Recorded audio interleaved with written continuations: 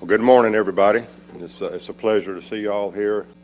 There were some kind words spoken yesterday about the Commission's approach to managing Atlantic menhaden, and I wanted to take a little deeper dive in that this morning and talk about how we went from an idea and a theory to a reality and a application of ecosystem approach to fisheries management. For those of you who aren't familiar with Atlantic menhaden, it's a planktivorous clupeiid found from North Florida all the way up to Nova Scotia.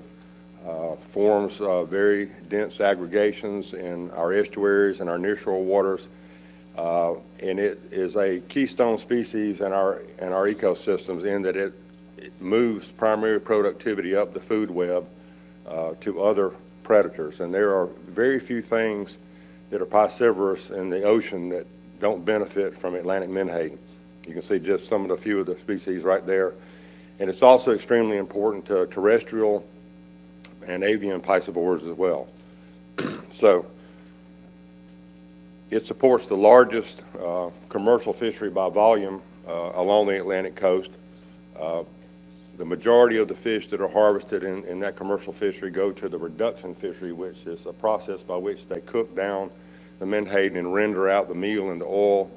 And it's used for a variety of purposes: animal feeds, nutritional supplements for humans, cosmetic binders. So yes, you ladies in the room have probably smeared pogie oil on your face at some point in your life. So of course it's rendered into a much more acceptable form by the time you do it. There's also a growing bait fishery for lobster fishing as well as crab fishing.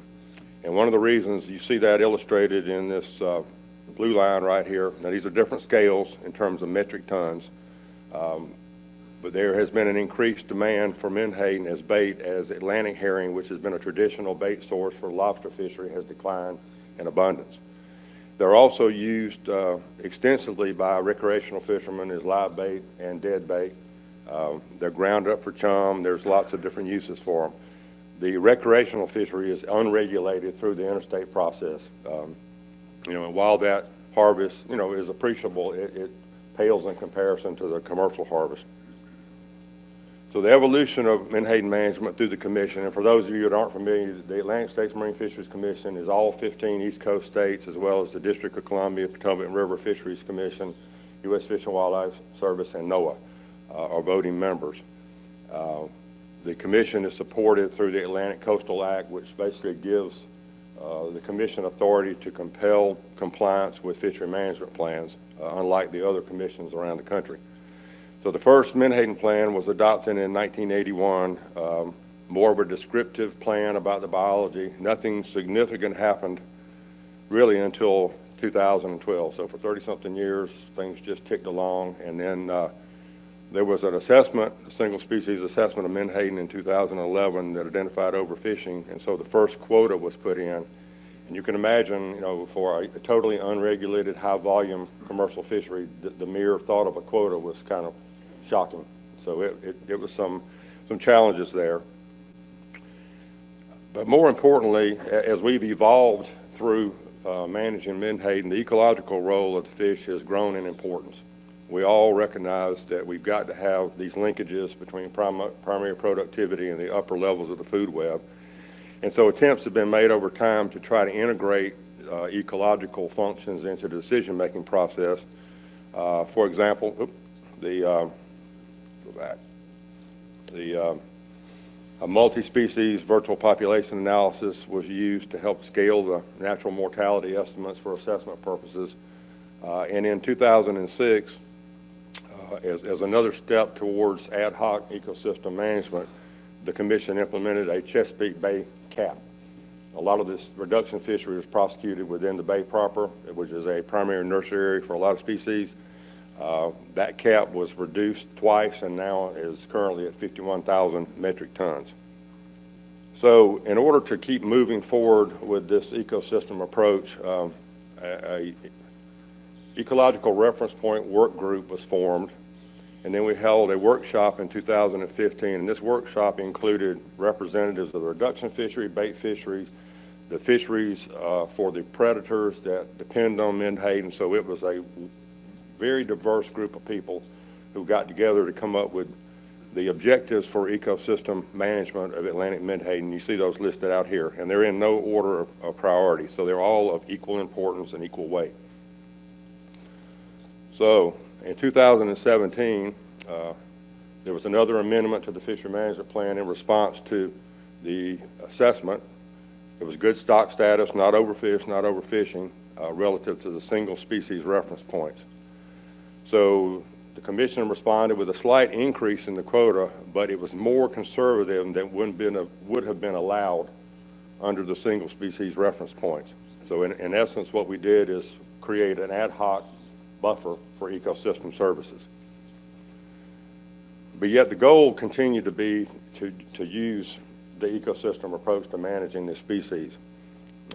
Realizing that we didn't have what we needed as quantitative advice, we proceeded down the pathway of using the single species reference points until our work group could give us the kind of advice that we needed. But one of the things we did, and I think is very germane to what we'll be talking about today, is we built in flexibility through our amendment to allow the board to respond to changes in the status without having to go through full-blown addendum and amendment processes. So if the ERPs need to change in the future, they can be done with simple board action and not a 2-year or 3-year extensive process, which is common to most of our interstate and federal fishery management processes. So after the work group reviewed 5 different models of varying complexity, they settled in on this model right here, which is the NWAX mice model. And they chose, after evaluating a suite of several different predators, they settled in on 2 prey species, Atlantic Menhaden and Atlantic herring, and striped bass, bluefish, weakfish, and spiny dogfish as the predators. And this model was chosen because it allowed us to evaluate trade-offs between the predators and the prey, which in the ecosystem approach is integral to having a tool that allows you, if we do this to one, what does it mean to the other? And that's where the value judgments come in, because there are no wrong decisions. They're just what do you want to happen as a result of your management. And through the analysis and the modeling, the work group found that striped bass was the most sensitive predator to Menhaden harvest, and so they developed ERPs that would sustain striped bass, assuming that they would also benefit the other predators in the suite.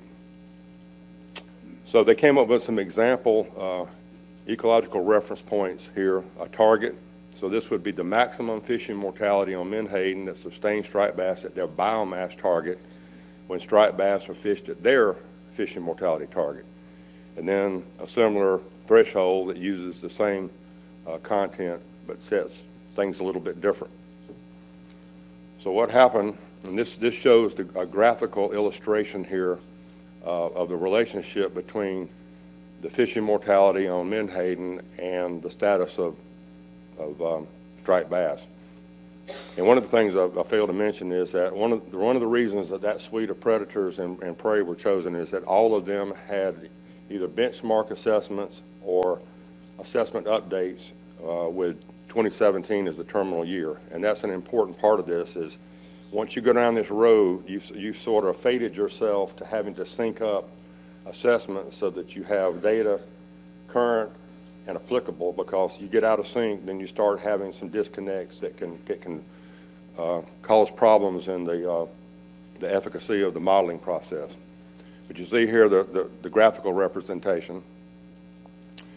So, and I'm not going to attempt to explain this. Dr. Katie Drew is here. You'll hear more from her today. She was integral in this process, and she can explain to you all of the technical minutiae of all this. But basically, there's a relationship between the single species fishing mortality and the ecological reference points that has to be reconciled, and that becomes what is ultimately actionable. And so by using the tool here, you see the relationship between the single species fishing mortality and the ecological reference point fishing mortality. And so the Menhaden board adopted these ERPs in August of 2020, and we did that in a virtual environment, which in and of itself is pretty amazing. We have been thrust into this virtual decision-making process. But I think it speaks tremendously to the resolve of the board that there was a unanimous decision to adopt these ecological reference points and to move forward with them as the basis for decision-making. Well, now the sort of the burden shifts back over to the board to evaluate uncertainty.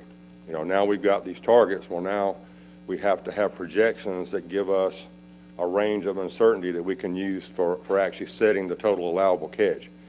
So what the board did through its deliberations is sort of bracketed the current TAC at that time, which you see was 216,000 metric tons, with 5%, 10% less, and 5%, 10% over.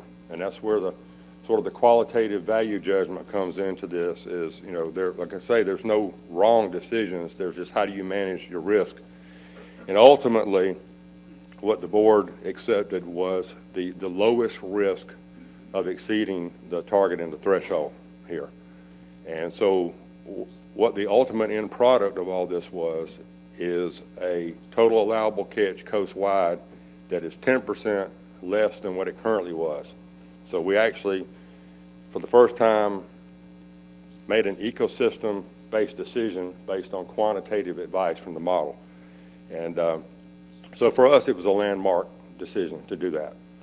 And we moved forward from that. We will continue to evolve this approach. And like I said, it sort of puts us in a situation where we have to be very sensitive to the timing of our assessments to make sure that we're getting current estimates of fishing mortality for these other species.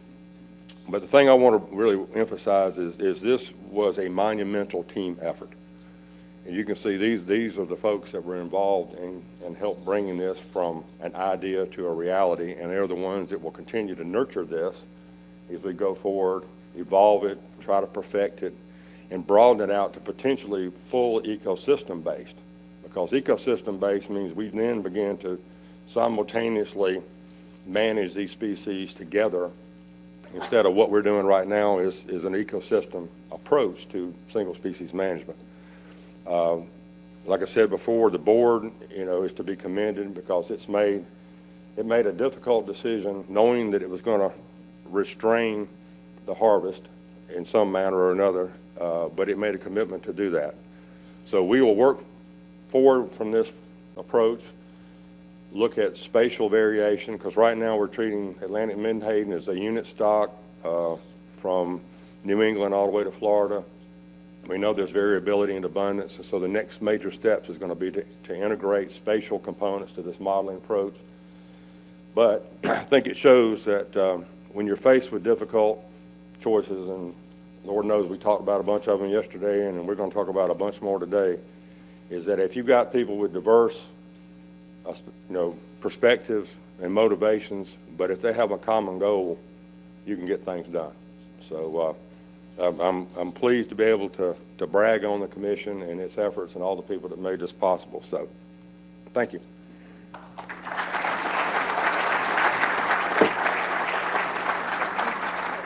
Sure. She said there's time for some questions, so if you want to stump the biologist, here you go. Where's Katie? Where's my helper at? Come on. I'm curious, what do you see as you look ahead? Is there a next species that the board plans to kind of add to this program or use this approach to manage? And given what you've learned recently with Menhaden, what do you think a realistic timeline for that might be? And then my third and final question on this is, ultimately, does it force a question about needing to change the way the board is organized if we're changing the way we manage those fish? So thank you very much. All right. I think I can remember all those. Right now, I think the goal is to focus on that suite of species that we've used in the model thus far and try to improve that model's ability to describe those relationships, but look for opportunities to include additional species. And one of the things that came out of it is there is definitely a sensitivity to Atlantic herring, and we all know that Atlantic herring have declined in abundance, and so that's got to be fully emphasized. The timeline on these things are somewhat frustrating.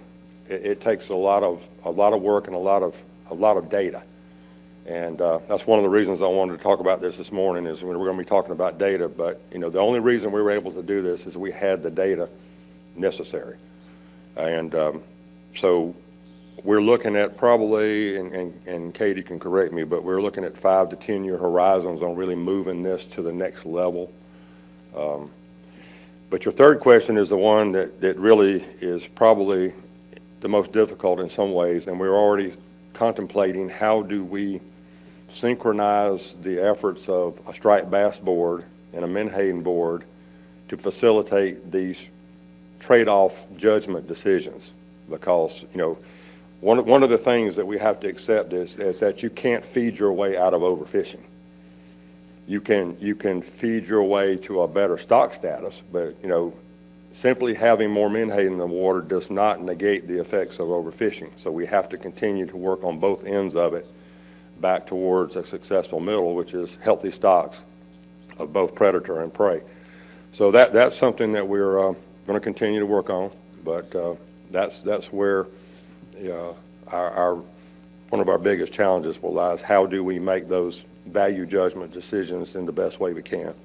Hopefully that helps. Thanks, everybody.